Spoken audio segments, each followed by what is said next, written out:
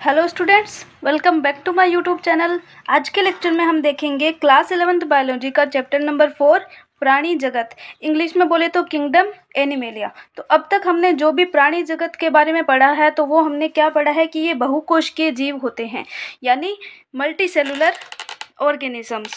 ये बहुकोशिकीय होते हैं, इनके अंदर यूकेरियोटिक कोशिकाएं पाई जाती हैं, यानी सत्य केंद्रक इनमें उपस्थित होता है। कोशिका भित्ति इसमें अनुपस्थित होती है। प्राणी जगत के सभी सदस्यों में कोशिका भित्ति अनुपस्थित होती है। फिर यह है कि ये परपोषी होते हैं, यानी हेटेरोट्रोफिक, खुद से अपना भोजन नहीं बनाते हैं, दूसरे पे ये डिपेंड रहते हैं। फिर है कि जनन इनका किस प्रकार से होता है, दो प्रकार से होता है, लैंगिक और अलैंगिक जनन इसमें पाया जाता है। तो ये हो गई इसकी प्राणी जगत की 5 विशेषताएं, जो कि हमें पहले से ही पता है। नेक्स्ट यहाँ पे है कि प्राणी जगत है तो इसके अंदर क्या है, यहाँ पे कुछ संघ पाए जाते हैं। इसमें प्राणी जगत का वर्गीकरण करते हैं तो कुछ संघ पाए जाते हैं। वो कौन कौन से संघ है, तो यहाँ पे इनको लाइन से याद रखो। संघ कौन कौन से है, संघ Porifera, Coelenterata, Ctenophora, Platyhelminthes, एस्केहेल्मिन्थीज, Annelida और ऑर्थोपोडा, मोलस्का, इकाइनोडर्मेटा, हेमिकोडेटा और कोडेटा। इनको लाइन से याद रखोगे तो चैप्टर भी बहुत इजी हो जाएगा। और इनके कुछ ये साधारण नाम है या फिर इनके अन्य नाम है, निकनेम बोल दो इनका।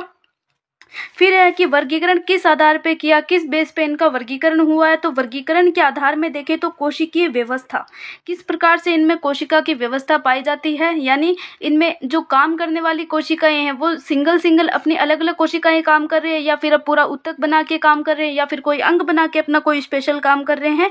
तो उसके अकॉर्डिंग इनका वर्गीकरण हुआ है। नेक्स्ट यहाँ पे शारीरिक सम्मिति, यानी वो अरीय सम्मित है, द्विपार्श्व सम्मित है, असम्मित है। तो इनको हम इन जो भी यहाँ पे वर्गीकरण का आधार है, इनको अब अभी हम पूरा डिटेल से पढ़ने वाले हैं। नेक्स्ट है परगुहा की उपस्थिति या फिर प्रकृति, यानी इसमें प्रगुहा यानी गुहा कैविटी इसमें उपस्थित है या नहीं। नेक्स्ट पाचन तंत्र यानी डाइजेस्टिव सिस्टम, परिसंचरण सर्कुलेटरी सिस्टम, जनन तंत्र, रिप्रोडक्टिव सिस्टम की रचना किस प्रकार से है, इनमें क्या क्या समानताएं पाई जाती है। इस बेस पे यहाँ पे ये जो प्राणी जगत है इसका यहाँ पे वर्गीकरण किया गया है। तो सबसे पहले हम ये जो वर्गीकरण के आधार है सबको डिटेल से पढ़ लेते हैं। यहाँ पे 7 लिखे हैं, जो कि उतना डिटेल में एनसीईआरटी में नहीं है, लेकिन हम यहाँ पे मेन ये 7 यहाँ पे वर्गीकरण के आधार पढ़ने वाले हैं। सबसे पहले आता है संगठन का स्तर।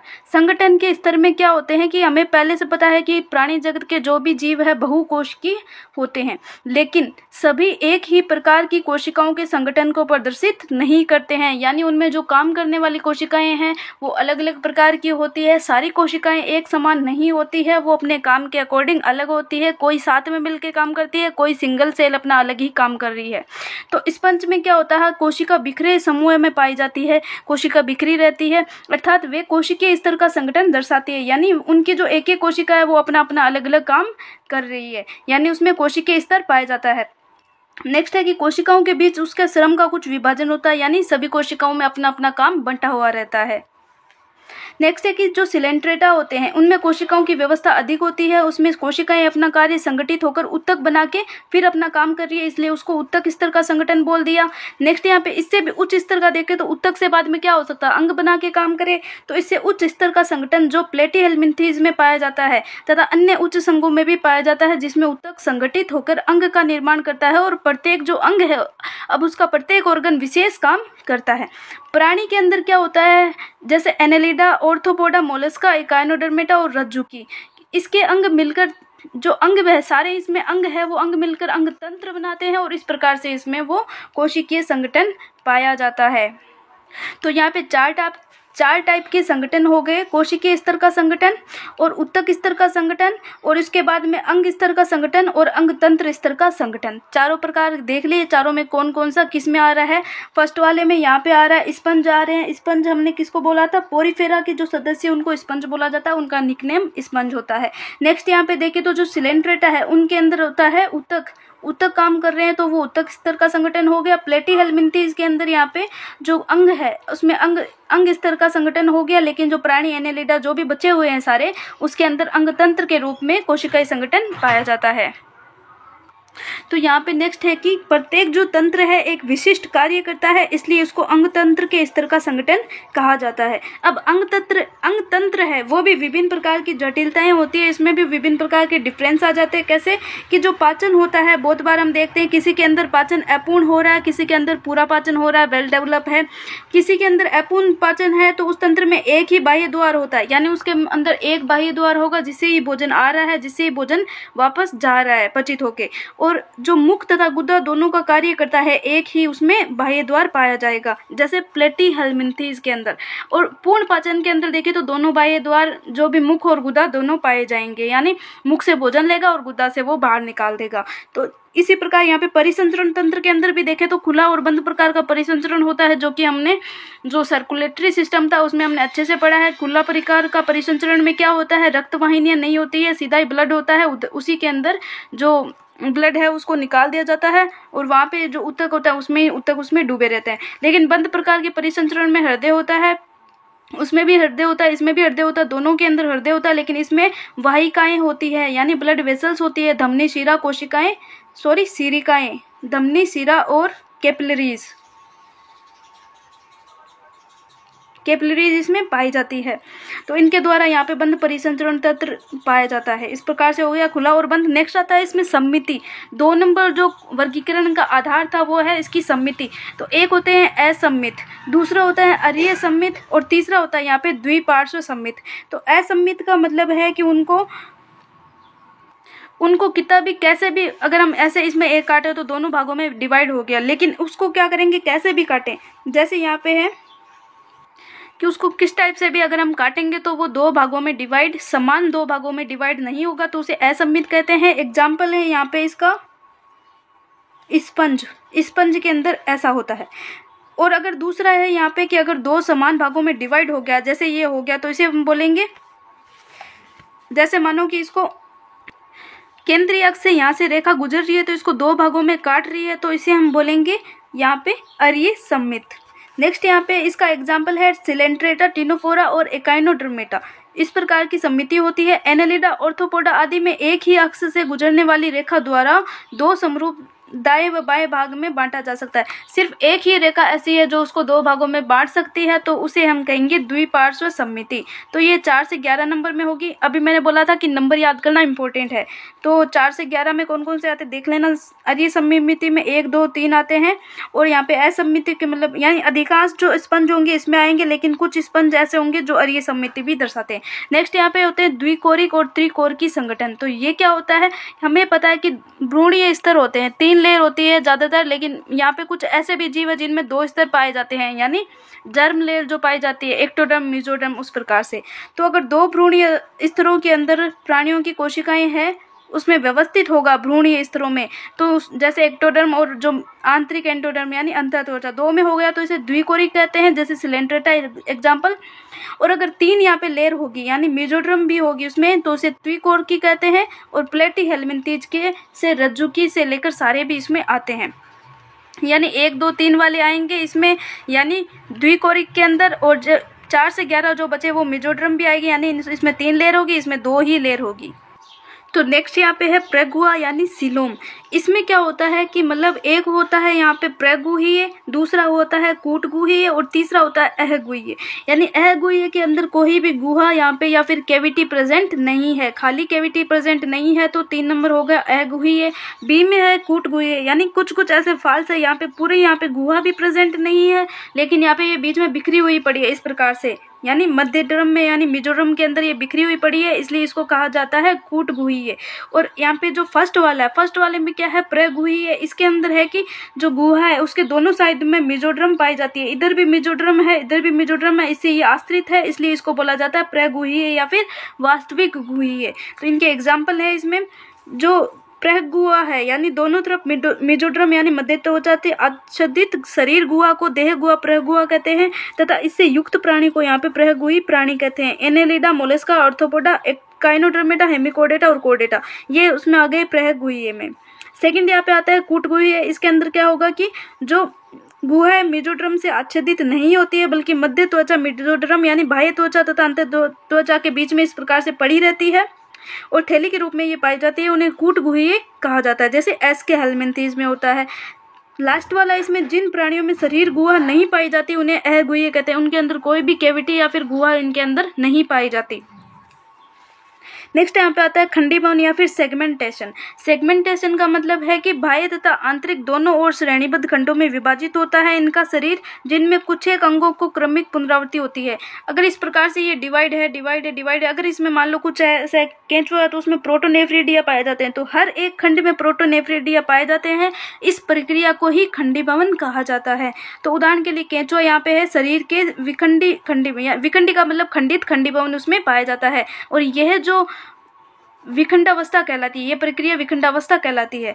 पृष्ठ रज्जु यानी नोटोकोड, सालाका रूपी पृष्ठ रज्जु यानी नोटोकोड मध्य त्वचा मेसोडर्म से उत्पन्न होता है। मेसोडर्म से इसकी उत्पत्ति होती है। भ्रूणीय परिवर्धन विकास के समय पृष्ठ सतह में बनती है। तो सीधी सी बात अभी हम देख सकते हैं कि एक में था, हमने पढ़ा था कि द्विकोरिक और त्रिकोरिक पढ़ा था। त्रिकोरिक में मेसोडर्म थी, मध्य त्वचा थी।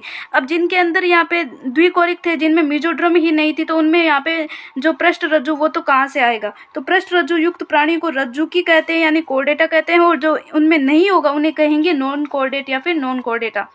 नेक्स्ट आता है प्राणियों का वर्गीकरण। तो जो भी हमने संघ पढ़े थे, अभी देखे थे, पूरे याद किए थे, उनमें से सबसे पहला संघ आता है इसमें संघ पोरीफेरा। इसको स्पंज कहा जाता है, स्पंज भी बोला जाता है। तो इनको सामान्यतः स्पंज कहते हैं। सामान्यतः लवणीय और असम्मिति होते हैं। असम्मित का मतलब इनको काट नहीं सकते, काट के ये दो बराबर भागों में विभाजित नहीं होंगे। तो ये अभी हमने पूरा पढ़ा है, तो इनका मैं बस आपको नाम बताऊंगी, पूरा आपको ये पता रहेगा। फिर है कि ये सब आधे बहुकोशिकीय प्राणी यानी पुराने जमाने के ये प्राणी है, पुराने जमाने के ये जीव है, और पोरीफेरा में ही है। ये इसका याद रखना है, सिर्फ पोरीफेरा वाले ही ऐसे जिनका शरीर संगठन कोशिकीय स्तर का है। कोशिकीय स्तर क्या होता है मैंने बताया था। स्पंजों में जल परिवहन, इसकी विशेषता क्या है कि इसमें जल परिवहन तथा नाल तंत्र पाया जाता है। क्या काम आता है? जल है वो सूक्ष्म रंध्र ओस्टिया द्वारा शरीर की केंद्रीय स्पंज गुहा स्पंजोसील में प्रवेश करता है तथा बड़े रंध्रों ओस्कुलम द्वारा बाहर निकालता है। इसके अंदर बहुत सारे ऐसे छेद पाए जाएंगे, पोर्स इसके अंदर पाए जाएंगे, जिससे क्या होगा, जल उसके अंदर प्रवेश करेगा और बाहर कैसे निकलेगा। इसमें बड़ी गुहा पाई जाती है यानी ओस्कुलम पाया जाता है, उसके द्वारा बाहर निकलता है। बड़ा रंध्र यहाँ पे ओस्कुलम होता है, छोटे छोटे रंध्र होते हैं, और बीच में इनमें होते हैं स्पंज गुहा यानी स्पंजोसील। जल परिवहन का ये रास्ता भोजन जमा करने क्या काम आता है? ये भोजन को जमा करने के लिए। नेक्स्ट यहाँ पे शोषण के लिए भी काम में आता है, और अपशिष्ट पदार्थों को बाहर निकालने के लिए भी ये काम आता है। नेक्स्ट इसकी विशेषता क्या है कि इसमें कोएनोसाइट्स या फिर कोलर कोशिकाएं पाई जाती है। स्पंज गुहा और नाल तंत्र को ये आश्रित करती है, यानी इसको ये स्तरित करती है, यानी इसकी लेयर पे ये कोलर कोशिकाएं और कोएनोसाइट्स दोनों एक ही है, इनका अलग अलग नाम है। बस ये स्पंज गुहा, जो भी गुहा हमने पढ़ी थी उसके अंदर पाई जाती है इनसाइड में। इस प्रकार से ये कोलर कोशिकाएं यहाँ पे पाई जाती है इसके अंदर इस प्रकार से। तो ये तीनों डायग्राम में हम देख सकते हैं कोलर कोशिकाएं। कोशिकाओं में पाचन होता है, अंतराकोशिकीय होता है। पाचन इनमें अंतराकोशिकीय होता है यानी कोशिका के अंदर। कंकाल है वो शरीर को आधार प्रदान करता है, जो कंटिकाओं तथा स्पंजिन तंतुओं का बना होता है। ये भी इसकी एक विशेषता है। इसमें नर और मादा अलग अलग नहीं होते हैं, ये उभयलिंगाश्रय होते हैं यानी उभयलिंगी होते हैं। अंडे तथा शुक्राणु दोनों एक ही जीव के द्वारा बनाए जाएंगे, उसी के अंदर जनन हो जाएगा। और अलैंगिक जनन इसमें विखंडन द्वारा होता है, यानी एक भाग टूटा उसके द्वारा पूरा जीव बन गया। लैंगिक जनन है युग्मकों द्वारा। युग्मकों द्वारा कैसे? वो एक ही जीव उसमें अंडाणु शुक्राणु बना के जनन कर लेगा। निषेचन आंतरिक होता है तथा परिवर्तन अप्रत्यक्ष होता है, यानी इसमें लार्वा बनेगा, जिसमें वयस्क से भिन्न आकृति की लार्वा अवस्था पाई जाती है। एग्जाम्पल बहुत इंपॉर्टेंट है, तीनों एग्जाम्पल याद रखने हैं। यहाँ पे जो भी यहाँ पे कोई भी संघ है उसका एग्जाम्पल बहुत इंपॉर्टेंट है। तो साइकन साइफा स्पोंजिला को स्वच्छ जलीय स्पंज भी कहा जाता है, और ये यू स्पंज ये बात स्पंज होता है। नेक्स्ट यहाँ पे जो संघ आता है वो है संघ सिलेंट्रेटा या फिर नाइडेरिया। तो ये क्या होते हैं? ये समुद्री स्थावर होते हैं और मुक्त तैरने वाले सम्मिति प्राणी होते हैं। सम्मिति का मतलब इसको हम डिवाइड कर सकते हैं बराबर भागों में। स्थावर क्यों कहते हैं? क्योंकि ये पोलिप और मेडुसा दो प्रकार के होते हैं। पोलिप जो होते हैं उनमें एक नीचे सबस्ट्रेटम नाम का कुछ ऐसा होता है जिसके द्वारा वो स्थायी रहते हैं, एक ही जगह पे रहते हैं। और दूसरे वाले होते हैं इसमें मेडुसा यानी मुक्त तैरने वाले प्राणी होते हैं। नाइडेरिया नाम क्यों पड़ा? क्योंकि इनमें एक दंश कोशिका नाइडोब्लास्ट और निमेटोब्लास्ट का ये बना हुआ होता है। यह कोशिकाएं स्पर्शकों तथा शरीर में अन्य स्थानों पर पाई जाती है। स्पर्शक यानी इसके जो एंटीना टाइप के होते हैं वहां पे ये पाई जाती है। जो दंश कोरक है नाइडोब्लास्ट है वो स्तरक रक्षा क्या काम में आती है? ये कोशिकाएं नाइडोब्लास्ट ये करती है दंश कोशक यानी काटने इसका नाम है नाइडोब्लास्ट का नाम है दंशकोरक। स्थिरक यानी एक जगह स्थिर रखने में, रक्षा करने में और शिकारी को पकड़ने में मदद करती है। फिर यहाँ पे जो इधर वाली ये स्ट्रक्चर है, ये है मेडुसा और ये है पोलिप। तो इनको हम नॉर्मल पढ़ने के हिसाब से इनका ये स्ट्रक्चर बनाया गया है, रफ डायग्राम। तो ये मेडुसा हो गए, इस प्रकार से छतरीनुमा होते हैं, स्वतंत्र तैराक होते हैं, इजिली फ्रीली ये स्विमिंग करते हैं, लैंगिक जनन इसमें पाया जाता है। जो पोलिप होते हैं बेलनाकार होते हैं, इस प्रकार से नीचे ये यहाँ पे स्थावर होते हैं। क्यों होते हैं? सब स्ट्रक्टम इनमें पाया जाता है जो इसको स्थायी बनाते हैं। अलैंगिक जननी ये करते हैं। इनमें किस प्रकार से जनन होता है? यहाँ पे पोलिप है, पोलिप अलैंगिक जनन करके मेडुसा बनाते हैं, और जो मेडुसा लैंगिक जनन करेंगे तो पोलिप बनाएंगे।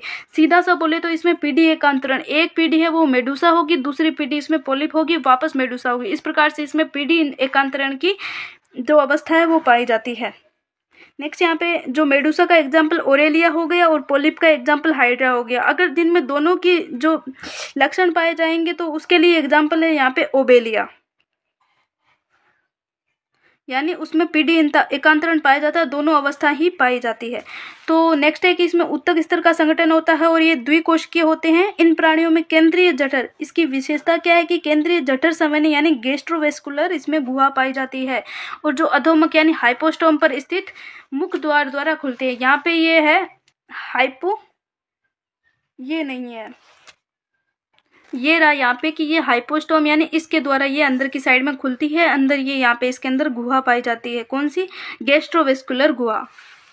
नेक्स्ट है कि इसमें अंतकोशिकीय एवं अंतराकोशिकीय दोनों प्रकार का पाचन होता है। यहाँ पे लिखा हुआ नहीं है। इनके कुछ सदस्य हैं, उनमें प्रवाल कोरल में कैल्शियम कार्बोनेट का बना कंकाल पाया जाता है। कुछ सदस्य किस प्रकार का कंकाल? कैल्शियम कार्बोनेट का। इनका शरीर है दो आकारों, पोलिप और मेडुसा में पाया जाता है। स्थावर होते हैं, बेलनाकार होते हैं। हाइड्रा है एग्जाम्पल, मेडुसा छतरी के आकार का तथा मुक्त प्लावी होता है। ओरेलिया या फिर जेलीफिश हो गया मेडुसा का एग्जाम्पल। नाइडेरिया जिनमें दोनों पोलिप और मेडुसा दोनों में पाए जाते हैं, पीढ़ी एकांतरण यानी मेटाजेनेसिस होता है। ओबेलिया इसका एग्जाम्पल है। पोलिप अलैंगिक जनन के द्वारा मेडुसा बनाएगा तथा मेडुसा लैंगिक जनन के द्वारा पोलिप बनाता है। एग्जाम्पल है इसके, सारे याद रखने हैं। नेक्स्ट आता है संघ टीनोफोरा। तो टीनोफोरा का यहाँ पे निकनेम है कंकतधर, को सामान्यतः समुद्री अखरोट भी कहा जाता है। सी वॉलनट या फिर कंकाल जैसी कंकाल जेली या फिर कॉम्ब जेली भी इसको कहा जाता है। ये समुद्रवासी अरीय समिति होते हैं, द्विकोरिक जीव होते हैं तथा इसमें उत्तक श्रेणी का शरीर संगठन होता है। शरीर में विशिष्ट लक्षण क्या है इसमें कि शरीर में 8 बाह्य पक्षमाभी कंकत पट्टिकाएं इनमें पाई जाती है जो कि चलने में मदद करती है।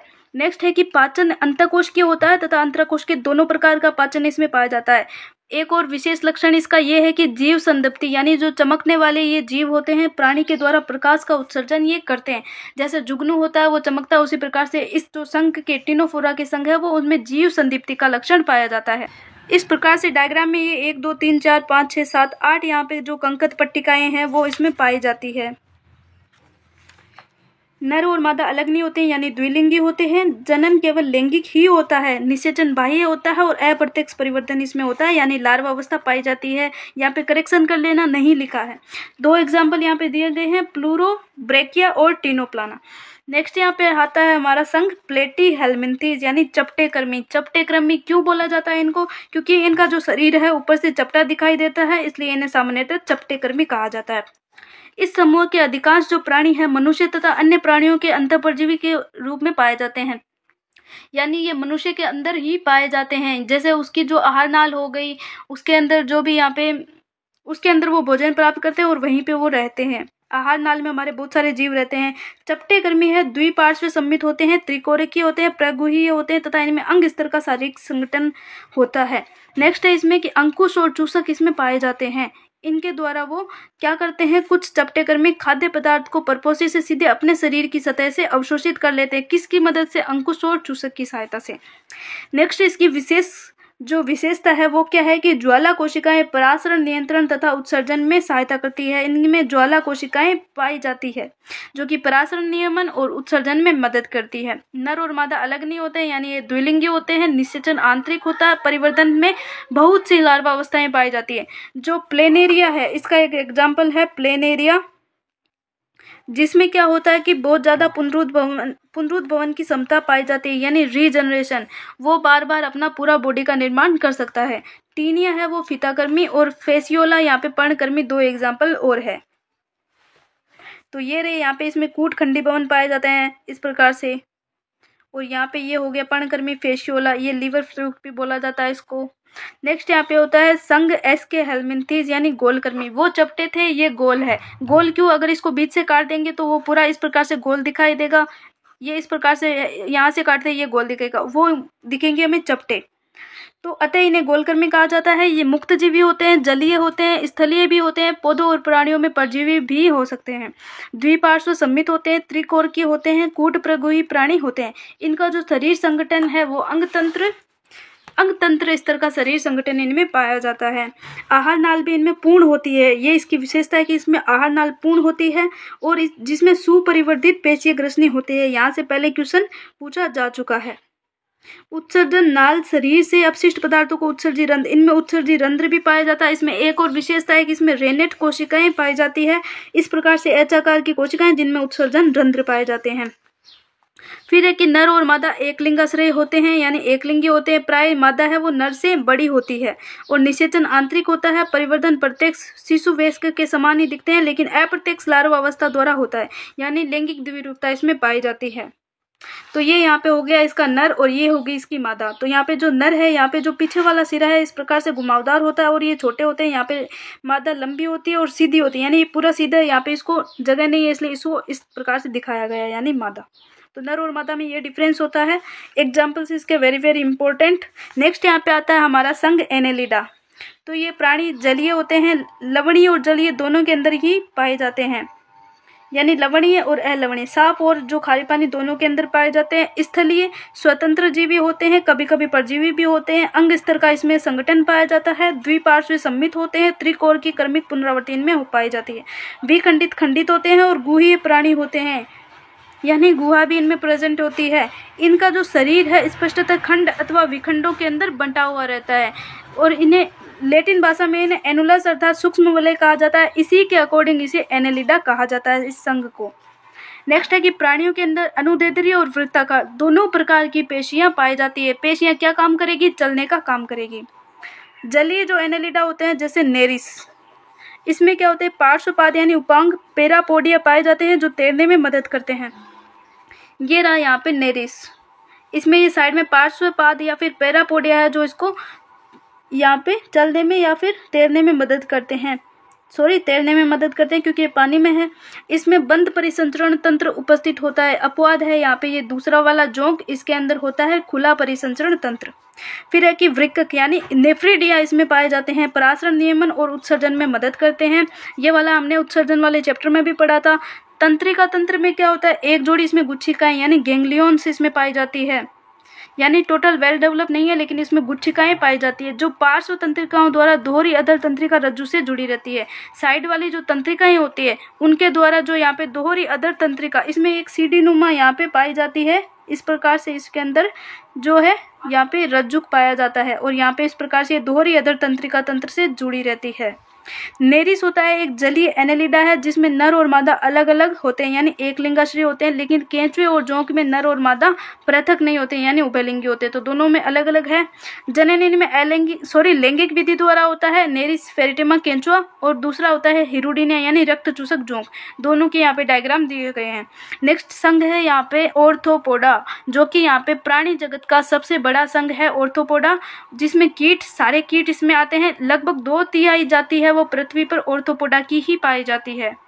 नेक्स्ट है इसमें अंग तंत्र स्तर का संगठन पाया जाता है, यानी अंग इसमें अलग अलग तंत्र इसमें पाए जाते हैं। द्विपार्श्व सम्मित होते हैं, त्रिकोर के होते हैं, यानी तीनों डर्म इसमें पाई जाएगी, तीनों डर्म लेयर। विखंडित होते हैं, प्रगुही प्राणी, यानी इसमें गुहा पाई जाती है, वास्तविक गुहा। ऑर्थोपोडा का शरीर है काइटिनी बाह्य कंकाल द्वारा ढका रहता है। तो इम्पोर्टेंट है काइटिन यहाँ पे क्या होता है? बहुशर्करा होती है, बायोमोलिकुल्स वाले चैप्टर में ही पढ़ा था। शरीर है वो सिर, वक्ष तथा उदर में विभाजित विभाजित होता है, यानी 3 भाग में ये डिवाइड है, अर्थात मतलब संधि पोडा मतलब उपांग, सीधा सा मतलब है कि इसके ऑर्थोज का मतलब देखिए, यानी इसके नाम से देखें मतलब इसमें उपांग पाए जाते हैं, यानी इसमें डिवाइड हुए जोड़ इसमें पाए जाते हैं, संधियाँ इसमें पाई जाती है। जैसे हमारे अंदर संधियाँ पाई जाती है, पैरों और हाथों के बीच में जोड़ पाए जाते हैं, कोहनी और घुटने में, उस प्रकार से तो इनके अंदर भी होते हैं। जितने भी जीव होंगे उनके पैरों में इस प्रकार से होंगे। तो कॉकरोच का पैर है वो 3 भागों में डिवाइड होता है। इसमें संधि युक्त पाद होता है। श्वसन अंग क्लोम होते हैं, पुष्ट क्लोम, पुष्ट फुफ्फुस अथवा श्वसनिकायों के द्वारा होता है। जब कॉकरोच हमने पढ़ा था तब हमने ये सब चीजें देखी थी, यानी इससे ज्यादातर कॉकरोच वाले ही सिमिलर लक्षण हैं। परिसंचरण तंत्र खुले प्रकार का होता है। संवेदी अंग कौन कौन से होते हैं? सेंसरी ऑर्गन श्रृंगिकाएं होती है, नेत्र होते हैं। सामान्य, सिंपल और कंपाउंड दोनों प्रकार के हो सकते हैं। संतुलन पुटी इसमें एक स्ट्रक्चर है स्टेटोसिस्ट, वो क्या करती है? संतुलन का इसको काम करते हैं, यानी उसकी बॉडी को बैलेंस करने के लिए। नेक्स्ट है कि इसमें उत्सर्जन मेलपीजियन नलिका के द्वारा होता है, जैसा कि कॉकरोच में होता है। नर और मादा पृथक अलग अलग होते हैं। अधिकांशतः इसमें अंडा देने वाले होते हैं। परिवर्धन प्रत्यक्ष होता है और लार्वा अवस्था दोनों के द्वारा ही हो सकता है। आर्थिक रूप से इन कीटों का बहुत महत्वपूर्ण है कि जैसे मधुमक्खी पाल लिया शहद के लिए, रेशम कीट पाल लिया, बॉम्बिक्स टोकी है रेशम के लिए, उस प्रकार से लेसीवर यहाँ पे लाख के उत्पादन के लिए, और बहुत सारे ऐसे भी है जो रोग फैलाते हैं। तो एनाफ्लिस मच्छर हो गया, क्यूलेक्स और एडिस मच्छर हो गया, टिड्डी, क्लोकस्टा, ये जो पेड़ों पौधों में रोग फैलाते हैं। और जीवित जीवाश्म में लिमुसल, यहाँ पे राज करकट, किंग क्रेब आदि इसमें एग्जाम्पल है। तो वेरी वेरी इंपॉर्टेंट इसके एग्जाम्पल। ज़्यादातर इसमें क्या होता है कि एग्जाम्पल में क्या पूछा जाता है, ऐसे सम्मिलित करने वाला क्वेश्चन यहाँ पे आता है। काइटिनी वाला ये नीट में पूछा जा चुका है। काइटिन का बाह्य कंकाल ऑर्थोपोडा के शरीर पर होता है। नेक्स्ट आता है इसमें संघ मोलस्का, यानी कोमल शरीर वाले प्राणी। तो मोलस्का है दूसरा सबसे बड़ा प्राणी संघ है। ये प्राणी स्थलीय पहला कौन सा हो गया? ऑर्थोपोडा, दूसरा मोलस्का। कोमल शरीर वाले यानी समुद्र पे हम देखते हैं कि जो भी यहाँ पे होते हैं अंदर से, जैसे घोंगा हो गया तो अंदर की तरफ वो सॉफ्ट होते हैं बहुत ज़्यादा, बाहर उन पे कवच कैल्शियम का होता है। ये बीच से आप पढ़ लेना। शरीर है अखंडित होता है, जिसमें सिर, पेशीपाद तथा एक अंतरंग कंकुद होता है, यानी इसमें 1, 2 और ये 3 इसमें स्ट्रक्चर पाई जाती है। त्वचा की नरम और स्पंजी परत है वो कंकुद के ऊपर प्रवार बनाती है। तो ये हो गया इसका सिर। इसके अंदर जो हो गया वो हो गया अंतरंग कंकुद, और ये हो गया इसके जो पेशीपाद, इस प्रकार से। तो ये प्रवार क्या होते हैं? प्रवार, इसके ऊपर जो आवरण पाया जाता है कैल्शियम का, उसे यहाँ पे प्रवार कहा जाता है। कंकुद तथा प्रवार के बीच के स्थान को प्रवार गुहा कहते हैं। इन दोनों के जो बीच का स्थान होगा, यानी जो प्रवार था और बीच में कंकुद यानी बीच वाला, उसके अंदर जो भी यहाँ पे स्थान बचा है उसे प्रवार गुहा कहा जाता है। कोई भी कैविटी बचेगी तो उसे गुहा बोल दिया जाता है, जिसमें पंख के समान क्लोम पाए जाते हैं। पंख के जैसे ही इसके अंदर क्लोम पाए जाते हैं। क्लोम क्या करवाते हैं? इसके द्वारा श्वसन करवाएंगे। श्वसन और उत्सर्जन में भी दोनों के अंदर वो सहायता करते हैं। फिर यहाँ पे है कि संवेदी स्पर्शक इसमें पाए जाते हैं। मुख के अंदर बहुत ज़्यादा इंपॉर्टेंट है, इससे 2019 में क्वेश्चन आया है कि इसके अंदर रेती के समान घिसने का अंग होता है, जिसे रेती जुहा कहते हैं या फिर रेडुला इसे कहा जाता है। सामान्यतः नर और इसके अंदर जो मादा है दोनों अलग अलग होते हैं। अंडे देते हैं, ये भी अंडे देते हैं। और ये परिवर्तन इसमें किस प्रकार का होता है? इसमें भी लार्वा पाए जाते हैं, यानी सीधी सी बात है अप्रत्यक्ष परिवर्तन होगा। और इसमें ट्रोकोफोर है, इसके लार्वा का नाम होता है। एग्जाम्पल ये हो गया पायला, सेब गोंगा, पिंक टाडा यानी मुक्ता सुक्ति। इनके जो सामान्य नाम है वो भी याद रखने हैं और ये नाम भी याद रखने हैं। तो एग्जाम्पल यहाँ पे वेरी वेरी इंपॉर्टेंट। नेक्स्ट यहाँ पे संघ आता है इकाइनोडर्मेटा, सूल युक्त प्राणी। सूल युक्त प्राणी क्यों बोला है? इनके ऊपर क्या पाया जाता है? कैल्शियम युक्त अंतःकंकाल, यानी CaCO3 कैल्शियम कार्बोनेट का अंतःकंकाल पाया जाता है, इसलिए इसका नाम है एकाइनोडर्मेटा यानी सूल युक्त प्राणी। ये समुद्रीवासी है, समुद्र में रहने वाले हैं। अंग स्तर का संगठन इसमें पाया जाता है। वयस्क के अंदर क्या होता है? इकाइनोडर्मेटा है वो अरीय रूप से सम्मित होते हैं, जबकि लार्वा के अंदर द्विपार्श्व रूप से सम्मित होते हैं। तो ये विशेषता सिर्फ इसी के अंदर है। ये सब त्रिकोण के होते हैं। प्रगुही गुहा होती है और यहाँ पे 3 लेयर वाली जो जर्म लेयर है पाई जाती है। पाचन तंत्र पूर्ण होता है, पूर्ण विकसित। सामान्यतः मुख अधर तल पर और जो मलद्वार है पृष्ठ तल पर पाया जाता है। तो इसके अंदर एक और विशेषता ये है कि जल संवहन तंत्र इस संघ की विशिष्टता है। क्या काम में आता है? जो चलन या फिर गमन तथा भोजन पकड़ने में तथा श्वसन में, तीनों काम में ये मदद करता है। तो इसके अंदर जल संवहन तंत्र पाया जाता है। Very very important. जो स्पष्ट उत्सर्जन तंत्र का अभाव होता है। सीधी सी बात है कि भाई इसके अंदर सीधा कोई भी डेवलप इसमें उत्सर्जन तंत्र नहीं पाया जाता, शरीर की सतह द्वारा विसरण द्वारा उत्सर्जन होता है। नर और मादा अलग अलग होते हैं। लैंगिक जनन पाया जाता है। निषेचन बाह्य निषेचन होता है। परिवर्तन अप्रत्यक्ष और मुक्त प्लावी यानी लार्वा अवस्था द्वारा होता है। लार्वा इसके अंदर पाए जाते हैं। एग्जाम्पल ये रही एस्टेरिस तारामीन यानी स्टारफिश, एकाइनस यानी समुद्री अर्चिन, एंटीडोन यानी समुद्री लिली, कुकुमेरी यानी समुद्री करकटी तथा ओफियूरा यानी बंगुर तारा। दो का यहाँ पे दिया गया है डायग्राम। तो डायग्राम यहाँ पे है कि ये जो तारा मछली है इसकी एक विशिष्टता है कि इसमें रीजनरेशन यानी पुनरुद्भवन की बहुत ज़्यादा क्षमता पाई जाती है। अगर इसको कोई शिकारी मान लो यहाँ से पकड़ ले तो ये क्या करेगी, यहाँ से अपना भाग काट के भाग जाएगी। ये अपना भाग यहाँ पे बहुत जल्दी ही वापस पूरा इस प्रकार से पूरा भाग बना लेगी। नेक्स्ट यहाँ पे ये है बंगुर तारा यानी ब्रिटल स्टार। तो दोनों एग्जाम्पल बहुत इंपॉर्टेंट है। ज़्यादातर जो जिनका डायग्राम दिया गया है वो वाले एग्जाम्पल ज़्यादा इंपॉर्टेंट है, कुछ का महत्व है तो वो भी अच्छे से याद रखना है। बाकी का चैप्टर हम पढ़ेंगे नेक्स्ट लेक्चर में। तो तब तक के लिए टेक केयर।